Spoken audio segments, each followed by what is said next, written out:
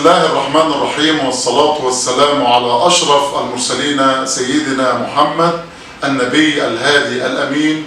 أما بعد، أعزائي المشاهدين والمشاهدات، النهاردة حلقة جديدة وحلقة مختلفة لأنها مع طبيب الغلابة بمدينة الجمالية الدكتور أحمد التوابتي، وبإذن الله تكون حلقة جميلة وخفيفة على السادة المشاهدين. أهلا بك يا دكتور أحمد في الحلقة، إن شاء الله تكون حلقة مميزة مع حضرتك، لأن حضرتك جدير بإن احنا نعمل معك هذه الحلقة بإذن الله. وأول أهلا وسهلا بيك، شرفتنا في العيادة وشرفتونا في مكاننا المتواضع.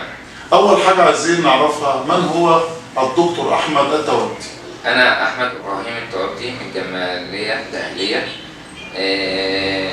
أخصائي الجراحة العامة بمستشفى الجمالية المركزية. أول ما هنتكلم طبعا هنتكلم عن ذكريات وحياة الدكتور أحمد التوابتي في الصغر. طبعا حضرتك طبعا كنت في الأزهر الشريف، وطبعا قبل التحاقك بالمرحلة الابتدائية من المؤكد أن حضرتك دخلت الكتاب، فعايزين نعرف من هو أول من علم الدكتور أحمد التوابتي حفظ القرآن الكريم؟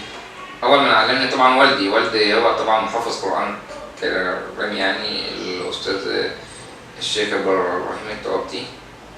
بعد كده الشيخ سمير كان طبعا بيت طبعا كتاب، كان فاتح كتاب في الجامع اللي هو جنبنا، فانا طبعا مع الولد والكلام ده زي اي حد بتدلع والكلام ده، فهو تفضل ان هو يوديني بقى للشيخ عشان يشد عليك فتحفظ. اه. طيب يا دكتور احمد، اول سوره حفظتها او اول ما بدات في حفظ القران كانت سوره ايه، او اول سوره حفظتها؟ الفاتحه طبعا.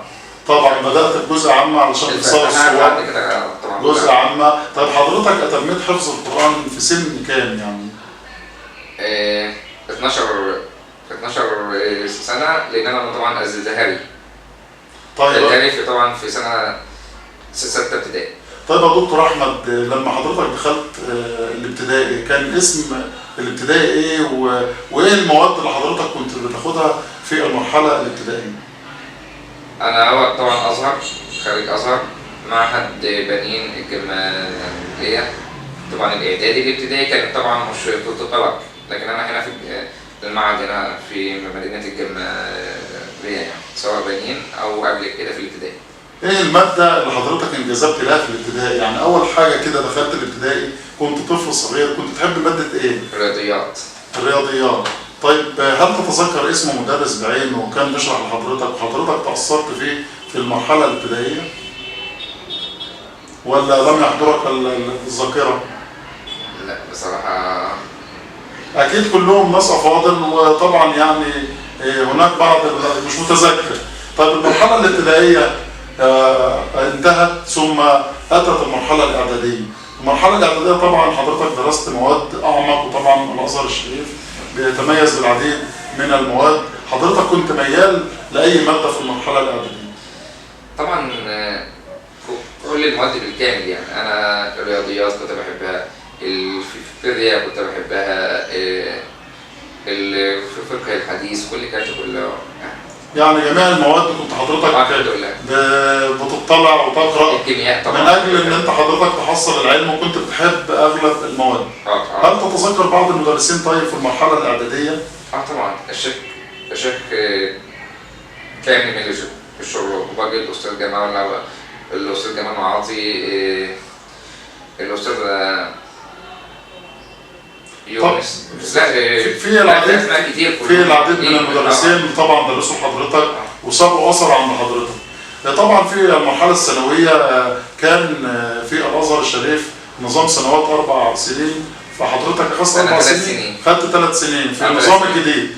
طيب حضرتك كان من اول سنه طبعا نعرف ان الازهر الشريف من بدايه الثانوي هناك قسم الادبي والعلم من بدايه اولى ثانوي، حضرتك اخترت العلم. طبعا مواد العلميه مواد جميله، الكيمياء والفيزياء والاحياء. هل تتذكر بعض المدرسين اللي كانوا بيدوك هذه المواد؟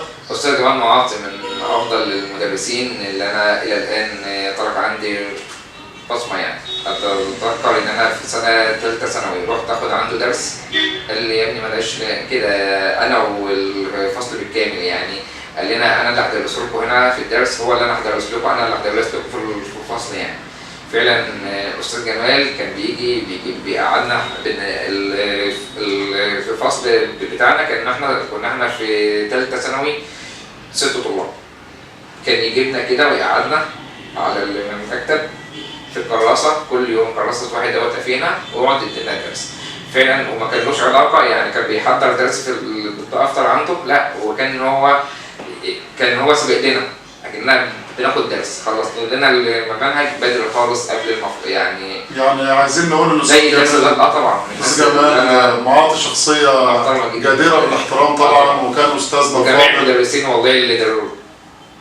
بس شيء جميل يا دكتور ان المدرس في المدرسه يهتم بالطالب ويديله المنهج كما يجب ان يكون زيه زي الدرس الخصوصي.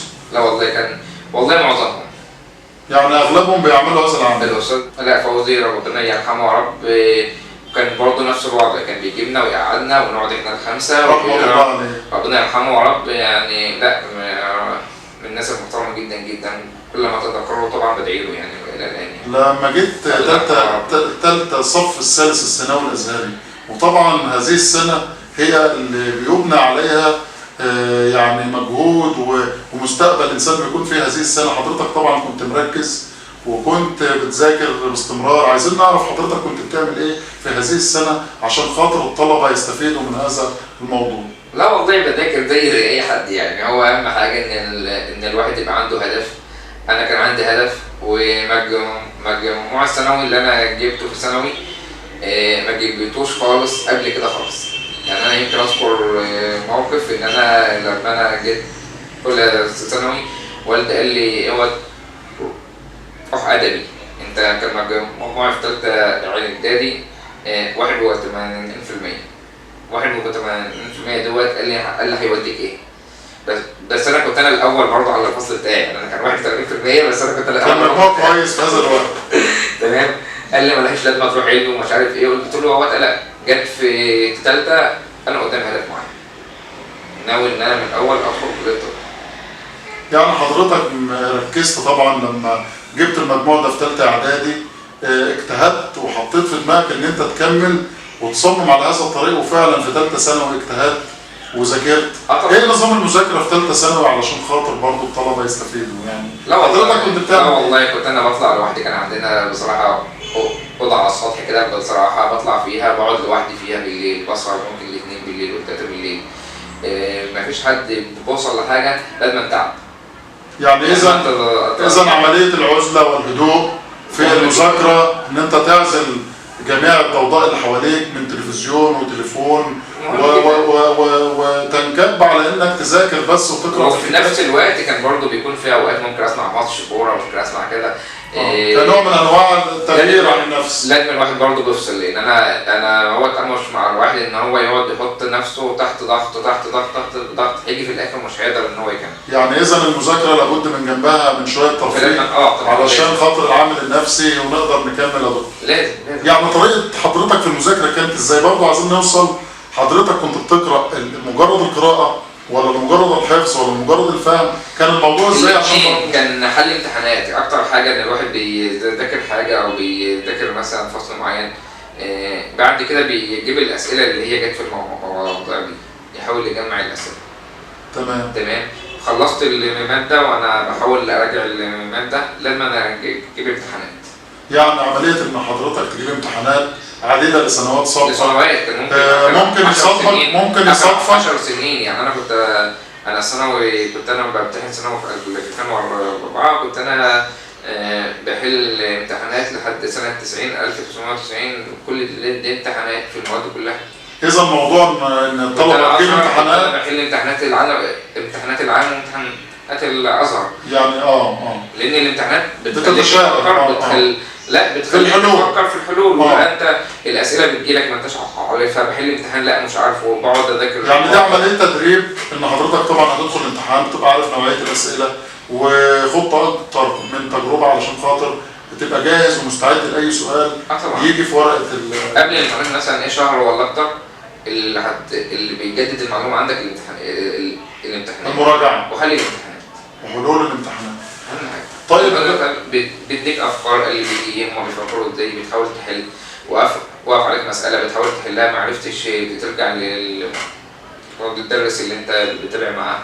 طيب يا دكتور، طبعا بعد انتهاء المرحلة الثانوية حضرتك جبت مجموع في الثانوية. أنا عارف إن هذا السؤال يعني مش لازم أسأله، بس عايزين نعرف السادة المشاهدين دكتور أحمد جاب كام في المية، وكانت كلية الطب بتاخد من كام في هذه السنة؟ أنا هو فاكر إن أنا جايب 96.2 أو 4 96 و4. كنت أنا كان المجموع بالظبط أزهر 625 من 650.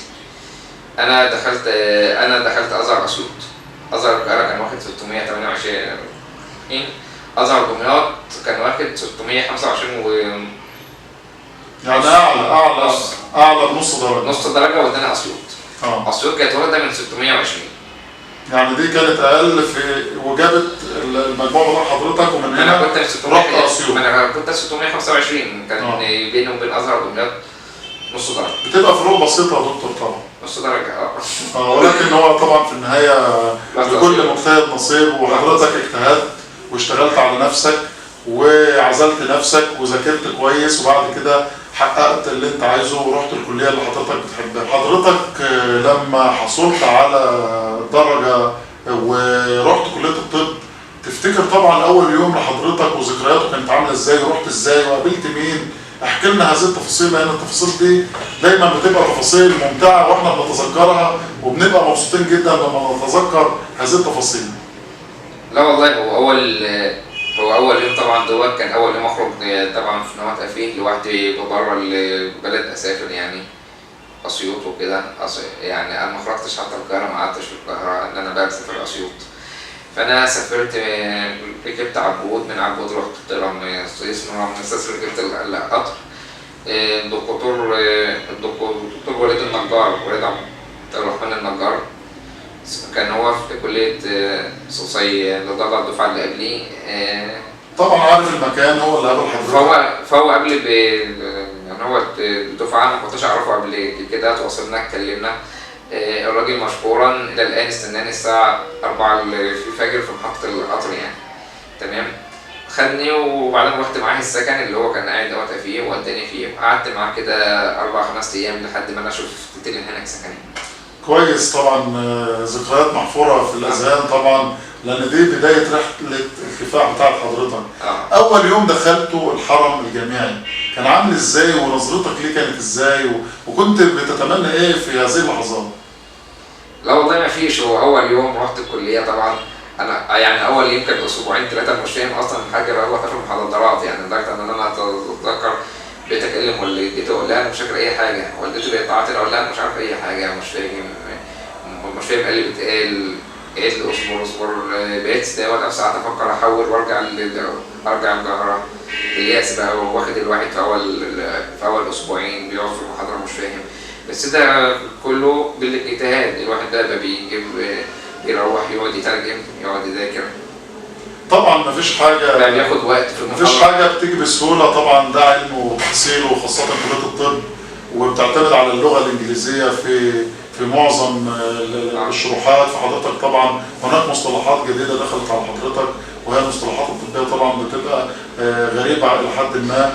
فطبعا ده خد من حضرتك اجتهاد في البداية، مجهود أكبر جدا. وطبعا بعد كده الدنيا بتكون أسهل ما يكون. الأمور بقت سهلة لما دخلت في الفرقة الثانية. طبعا حضرتك بدأت الأمور تبقى سهلة، والمذاكرة بتبقى أسهل، والأمور مشت مع حضرتك. تمام الحمد لله. كنا احنا في كلية الطب، كان نظام قديم في الأزهر، ما كانوش بيمتحنونا في سنة أولى طب في مواد الطب، بنمتحن أولى والتانية في نهاية التانية مرة واحدة.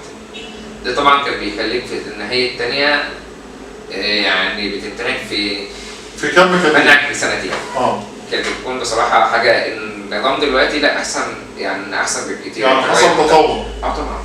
إن أنت تمتحن السنة في سنة أولى، وتمتحن الطب أولى في سنة أولى، وبعدين تمتحن تانية، أفضل من إن أنت تمتحن سنتين. حتى كمان لما تبقى قاعد كمان في الصيف شايل هم إن أنت عندك المواد أولى لسه ما امتحنتش فيها، وداخل مواد كمان تانية. طب حضرتك يعني قعدت كام سنة في كلية الطب، أو في أسيوط بمعنى أصح؟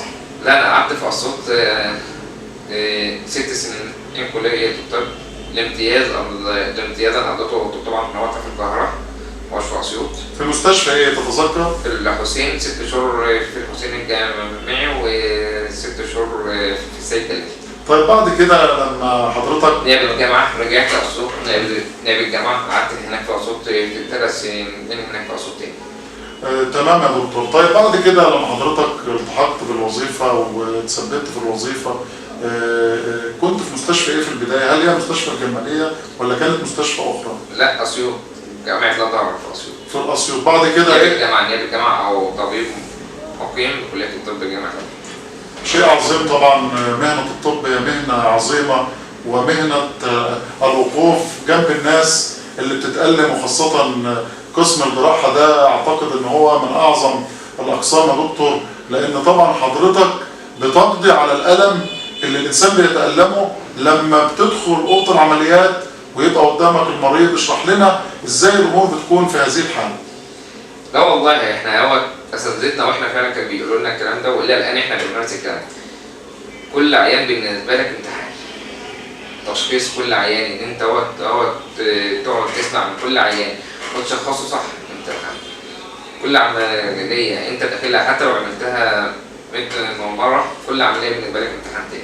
يعني إذا في بداية الأمر لما حضرتك بيجي لك الحالة، أولا التشخيص يا دكتور، لأن التشخيص ده طبعا هو اللي بيتم عليه العملية بعد كده، وبتحدد نوعية العملية اللي بتعملها للمريض. القرار محتاج ولا مش محتاج، أصعب من العملية. أول ما المريض يجي لحضرتك طبعا العيادة أو سواء المستشفى، أنا عارف إن حضرتك سواء في العيادة الخاصة أو في المستشفى بتعامل المرضى على حد سواء وبتهتم بالحالة، وده طبعا احنا مش بنقوله من خلال مجاملة، لا ده احنا بنقوله من خلال تجربة، والعديد من المرضى طبعا شكروا حضرتك وبيقولوا ان الدكتور احمد بيتوصلنا في الاجر وبيتوصلنا في العملية.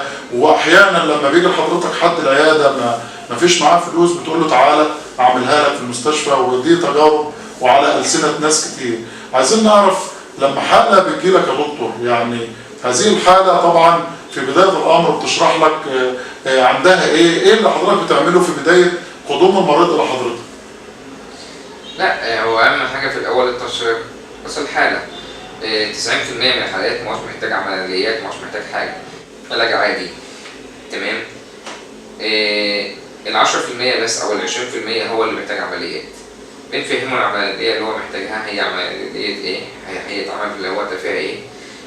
بنطلب له تحاليل اللازمه وبنحضره وبندخله عمليه. طيب ايه الامور اللي حضرتك بتستكشف منها انه محتاج عمليه او مش محتاج؟ يعني العوامل، الاشعه، التحاليل، الحاجات دي عايزين نعرفها ونعرف الساده المشاهدين. ما فيش، على حسب كل حاله. التشخيص ممكن يكون بالفحص بس، يعني ممكن ازاي ده 90% بالفحص بتاعي. قرار جراح محتاج يدخل عمليات ولا لا. يعني حضرتك تقدر من خلال فحص العين، بس احنا بدور طبعا لازم الاشعه هنا علشان استبعد وجود الاسباب الثانيه للالم اللي جوه البطن الموجود. يعني هي ده ممكن في 65% من الحالات ما تظهرش. 65% تظهر في الاشعه والتحاليل. اذا ان احنا عندنا 35% ممكن يعدوا ما يظهروش ولا في الاشعه والتحاليل. طيب دي بيكون قرار جراح ادخلها ولا ما ادخلهاش، بس الاشعه عشان استبعد الاسباب الثانيه اللي ممكن تسبب الم في البطن. طيب عايزين نعرف يعني ايه انواع العمليات اللي حضرتك بتمارسها؟ يعني طبعا انا مش طبيب وبسال السؤال بطريقه عشوائيه، يعني انواع العمليات او انواع عمليات الجراحه. ما هي العمليات، جميع عمليات الجراحه العامه. يعني في عمليات الصغرى من اول البراج، الاكياس الدهنيه، الاكياس الشمعيه، كل الكلام ده. العمليات الكبرى او المتوسطه، الفتق بانواعه، الفتقات بانواعها، المراره، الغده الدرقيه بشتغلها، الفتق المراره، الدول الصعب بشتغلها. يعني اغلب العمليات الجراحيه حضرتك اشتغلت فيها؟ طيب حضرتك عايزين نعرف يعني اصعب حاله جت لحضرتك كانت حاله ايه، او العمليات الصعبه عند حضرتك بتبقى في ايه بالظبط؟ لا والله انا ما اقدرش اقول اصعب حاله. هو الحالات كلها يعني اقوى عمليه، الحالات كلها بالنسبه لي بتكون حتى لو هو تشخيص دهني، لان ممكن مضاعفات تحصل في اقل حاجه الواحد بيفكرها ان هي اسهل حاجه، فالواحد كل حاله بالنسبه له لحد ما ربنا يقومه بالسلامه بيكون اصعب. اذا جميع العمليات الجراحيه محتاجه عنايه ورعايه من اول لحظه يا دكتور علشان ما يحصلش مضاعفات، لان ممكن المضاعفات تؤدي الى طريق يعني اصعب واخطر. لكن طبعا اصعب حاله بصراحه اتاثرت بها وقتها جدا، اشتغلت انا والدكتور محمد زهيري في المستشفى عمليه باتر الشاب ال 20 سنه اللي احنا اشتغلناها. العمليه نفسها مش حاجه، العمليه نفسها ما خدتش مننا ساعه، لكن انسانيه القرار طبعا هو لسه شاب و20 سنه. لا طبعا الحالات الانسانيه برضه تذكرت الناس اهلنا اللي في الجهاز ده والاطفال اللي عملوا باتر كلهم هناك في الجهاز ده، يعني شاب 20 سنه واحنا كلنا متصورين، ما بالك بقى هناك بقى بالاف الاطفال اللي عملوا باتر. طبعا العمليات الجراحيه لما تكون طبيب وجراح بتكون في اسعد حاله يا دكتور لما بتنجز العمليه وتحقق نجاح فيها طبعا. طبعا. طيب حضرتك بعد انتهاء العمليه بتوصي المريض بايه؟ يعني ايه اللي بيعمله المريض بعد انتهاء العمليه؟ يعني يلتزم بالعلاج، له مده معينه في المتابعه، تطهير الجرح. هو العلاج انا بحب انا اغير على الجرح، يعني انا عملياتي كلها بحب انا اغير على الجرح، حتى بحب العيان اشوفه يوم او يوم لا، دايما انا يعني حضرتك بتعمل متابعه على المريض بنفسك عشان تتاكد من انتهاء العمليه اي حاجه وتتاكد ان ما فيش عدوى في الجرح، لان هو وارد يحصل عدوى في الجرح مع اي حد. طيب حضرتك طبعا يعني فلازم اطمن انا بنفسي بحيث ان حتى لو حصل عدوى حصل حاجه في الجرح ابدا انا اتدخل، سواء بقت ادويه لو لا قدر الله تكون اصابات في الجرح ولا حاجه ابدا اتدخل. طيب طبعا احنا في ايام كريمه، شهر شعبان وشهر رمضان داخل علينا ان شاء الله، وطبعا الناس في شهر رمضان يعني بتكثر من اكل الطعام. هل دور المعده له دور في عمليات الجراحه؟ يعني هل الام المعده وتعب المعده والاحشاء الداخليه بيؤثر على الجراحه؟ يعني الانسان لو فيه جرح هل المعده بتؤثر على هذا الجرح في الالتئام؟ انا بصراحه ما بمنعش من الاكل، يعني انا ما بمنعش من الاكل الا في عمليات معينه، لكن كجرح علشان الجرح عشان هو عنده جرح معين لا بخليه ياكل اي حاجه في الجرح، لكن لو في عمليات معينه بمنع فيها من الاكل في حاجات معينه. طيب توصي المراره مثلا بقول له ما ينفعش ياكل مقليات، ما ينفعش مثلا. اذا الاكل الصحي طبعا له دور طبعا في ان الجرح يلتئم بسرعه. طبعا. طيب حضرتك يا دكتور احمد، يعني بمناسبه الصيام طبعا والاكل الصحي، وعايزين روشته من حضرتك للصائم في رمضان يعمل ايه في يومه من اوله لاخره عشان خاطر يقدر يحافظ على نفسه وما يؤديش هذا الامر الى عمليات جراحيه، وخاصه طبعا منطقه الشرج بيحصل في بواسير، في خراج، بيحصل حاجات نتيجه الامساك ونتيجه الاكل. فدينا روشته يوميه يقدر الانسان المسلم يمشي عليها في شهر رمضان. طبعا لازم نشرب ميه فتره وقت بالليل بكميات جامده جدا. طبق السلطه، الحاجات الخضراء، الجرجير، الخس، القته، طبق السلطه في الاكل بتاعنا كل يوم يبقى موجود. طبعا وسوائل وعصاير بكميات كبيره.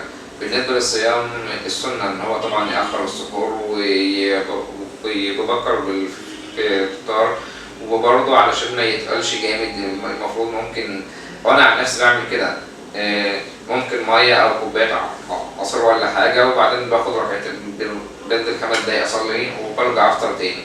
دي بيخلي الواحد معدته تبدا تشتغل، ما ياكلش مره واحده، هيبدا ان هو هيبدا. يعني حضرتك بتقول ان احنا نريح المعده وناكل ممكن نشرب حاجات خفيفه ويصلي المغرب ولا حاجه. وكثره السوائل، يعني كثره السوائل مهمه يا دكتور. طبعا. طيب هل صلاه القيام فعلا بتريح الجسد يا دكتور؟ يعني الانسان لما يصلي القيام فعلا هي صلاه تراويح بمعنى الكلمه؟ يعني هل لها دخل بالطب؟ يعني عندما يسجد الشخص هل فعلا ان الدم بينتشر في الجسم؟ انا بصراحه ما عنديش معلومه، بس هو الواحد الاكل نفسه بعد الاكل لما بيتقل الاكل معظم الدم بيروح للمعده، يعني حتى كمان بعد الاكل ممكن نص ساعه بتلاقي الواحد دماغه ما عادش قادر تقل خالص لان الدم راح للمعده. طبعا التراويح وصلاه القيام من الحاجات الجميله والمحببه طبعا وسنه عن الرسول عليه الصلاه ما هي والسلام. سنة طبعا على الصلاة والسلام، لكن هو طبيا بصراحة لا ما عنديش معلومة على عشان ما فيش طب يعني من غير معلومة يعني. طيب طبعا خلصنا الكلام في الجانب الطبي وما اجمل ان نتحدث مع طبيب الغلابه الدكتور احمد التوابتي، الدكتور البارع الجريء في شغله، واللي احنا نعرف عنه كل خير في هذه المهنه، الذي يقبل المريض دون مبالغه ودون استفسار وبطريقه بسيطه وسهله، نحس ان حضرتك واحد مننا يا دكتور. طب عايزين ننتقل الى الجانب الاخر، هو جانب المراه في حياه الدكتور احمد التوابتي. ماذا تمثل الام ثم الاب ثم الزوجه والاخت في حياه الدكتور احمد التوابتي؟ والله لولا الأم والأب والزوجة ما كنتش أنا هبقى في اللي أنا فيه دلوقتي يعني، والأخت طبعا يعني برضه. يعني أمي ووالدي ووالدتي والله بجد لولا وقوفهم جنبي يعني. أنا إلى الآن أتذكر موقف إلى الآن وأنا في الابتدائي، والدتي قاعدة بتذاكر لي ودكتور كان زمان دكتور أحمد بندق كان جاي يولدها طبيعي في البيت. يعني هي كانت دخلت في آلام وبتقول لي وقاعدة بتعمل لي واجب. يعني إذا الأم يعني مثلا بيني وبين أخويا 6 سنين 7 سنين، يعني أنا لسه في الابتدائي، في أولى ابتدائي ثانية ابتدائي، وهي بدأ أول تدخل في آلام في آلام الولادة، ومع ذلك يعني رغم ان الام كانت في معاناه، لان هي طبعا يعني ما فيش حاجه خدتها من حضرتك واهتمت بحضرتك رغم المعاناه اللي كانت فيها. الثانوي لا الام لو قعدت اتكلم منها السنه الجايه مش هعرف. الام مدرسه. طبعا الام حاجه جميله. الاب برضه نفس الكلام، الاب عمره ما بخل عليا باي حاجه. والدي اداري، كان اداري ومحفظ قران، الظروف كانت على القد، ومع ذلك انا واخواتي عمره ما بخل علينا باي حاجه. طبعا كنا عايشين يوم ويوم، ومع ذلك والله فعلا يعني اي حاجه احنا عايزينها وقفوا معانا وقفه. لا لولا هم ما كناش احنا بقينا دلوقتي في اللي احنا فيه. يعني اذا عايزين نقول ان الدكتور احمد التوابتي نموذج ناجح، وطبعا النجاح بياتي من كبد المعاناه يا دكتور. يعني ممكن تكون انسان بسيط، مش شرط يبقى معاك فلوس كتير عشان خاطر تبقى ناجح. إذا هناك عوامل الإنسان يقدر يستخدمها حتى لو حالته بسيطة، ولو عايز ينجح هينجح. دكتور الزوجة بقى، لا الزوجة مواقف كتير وحاجات كتير، في كل شدة الواحد بيمر وقت بها فعلا بيلاقي في ظهره واحدة بتخليه يعدي الشدة دي. إذا الزوجة بتكون سند لزوجها في حاجات كتير، وزي ما بيقولوا وراء كل عظيم امرأة دكتور. طبعا. يعني الزوجة لها فضل كبير. والله الواحد مر بمحن كتير فعلا، الواحد له الصبور. طبعا حضرتك كنت زمان بتحكي لوالدتك عن آلامك، عن حاجة عايز تحكيها. النهارده الزوجة ممكن تكون بديلة للأم، وخاصة بعد رحيل الأم إذا راحت. لا الأم موجودة، ربنا يديها الصحة يا رب يعني. احنا بنتكلم بصفة عامة يعني. ربنا يبارك لك فيها طبعا ويجعلها دايما بركة لحضرتك في الحياة يعني. لكن هو والله طبعا في كل محنة الواحد بيمر وقت بها بيلاقي فعلا زوجته واقفة في ظهره يعني. ربنا طبعا يبارك لك في زوجتك وفي والدتك وفي والدك، ودايما يجعلهم ليك سند يا دكتور. حضرتك تستاهل كل خير، وشخصية جميلة وشخصية جديرة بالاحترام. طبعا ده ما جاش من فراغ، ده من افعال حضرتك الطيبة اللي دايما، وطبعا نتمنى ان تستمر هذه الافعال، وحضرتك دايما بتقف مع الغلابة. وطبعا الجميع بيسمى حضرتك طبيب الغلابة في مدينة الجمالية، وحضرتك وسام على صدر كل انسان في مدينة الجمالية احتاج حضرتك وقفت جنبه وساعدته على قد ما تقدر ابتغاء مرضات الله طبعا سبحانه وتعالى. والله الواحد بيحاول يساعد اهلنا وبيحاول يساعد الناس، لان احنا انا نفسي ممكن اكون مكانهم في يوم من الايام. الممرض دوت مش بايد حد، ومحدش هيقيد ان هو يروح يكشف او يروح ليا او لغيري. المرض ده يعمل حاجات فالانسان ان هو ممكن يدل الانسان اللي هو ظروفه الماديه وحشه. بس احنا بقى اللي بيضايقنا هنا في ايه بقى؟ اللي بيخلينا ممكن في ساعات اكتر مش الناس، ان الواحد لقى في الاخر كل الناس بتيجي تقعد تقول لك ان انا ما معياش، كل الناس ما معياش وفي الاخر تلاقي نفسه لا ده هو بسم الله ما شاء الله حاجه. يعني احيانا في ناس لا تستحق، احيانا هناك اشخاص لا يستحقون، ولكن دول قله يا دكتور، اكيد دول قله.